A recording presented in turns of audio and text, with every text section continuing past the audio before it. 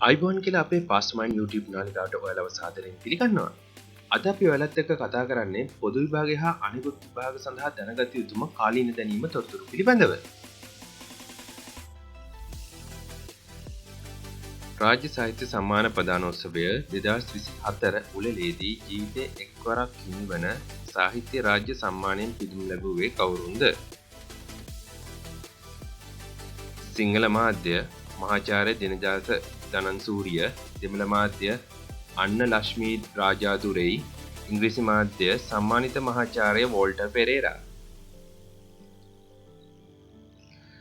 රාජ්‍ය සාහිත්‍ය සම්මාන ප්‍රදානෝත්සවය 2024 උළෙලේදී හොඳම සිංහල නවකතාවට හිමි සම්මානය හිමි කරගත් කෘතිය කුමක්ද? විරාජිනී තෙන්නකෝන් රචනා කළ කැමේලියා නවකතාව. රාජ්‍ය සාහිත්‍ය සම්මාන ප්‍රදානෝත්සවය 2024 උළෙලේදී හොඳම සිංහල කෙටිකතා සංග්‍රහයට හිමි සම්මානය හිමි කරගත් කෘතිය කුමක්ද?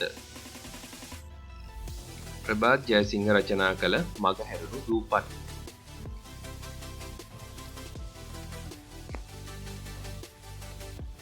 රාජ්‍ය සාහිත්‍ය සම්මාන ප්‍රදානෝත්සවය 2024 උළෙලේදී හොඳම ස්වතන්ත්‍ර පද්‍ය සංග්‍රහයට හිමි සම්මානය හිමි කරගත් පද්‍ය සංග්‍රහය කුමක්ද? කුමාර හෙට්ටිආරච්චි මහතාගේ බොහිමියන් සංගාවේ දුම්පන් සහ ඌෂුවා. 2024 ස්වර්ණ පුස්තක සම්මානය දිනාගනු ලැබුවේ කුමන කෘතියද?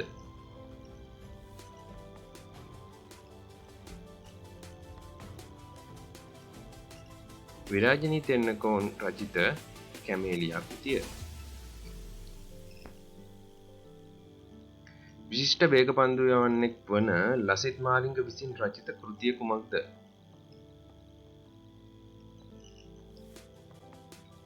කිල. 2025 සූර්යයන්ගේ කුසලානිය පැවැත් වූ රට කුමක්ද?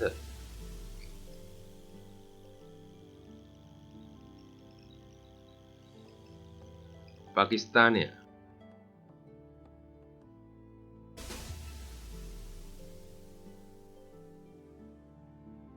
2025 සූර්යයන්ගේ කුසලාන තරඟාවලියේ අවසන් තරඟයට සුදුසුකම් ලැබූ කණ්ඩායම් මොනවාද?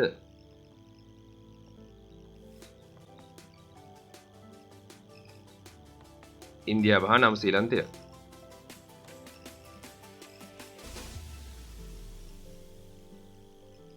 2025 සූර්යයන්ගේ කුසලානය දිනාගත් කණ්ඩායම කුමක්ද?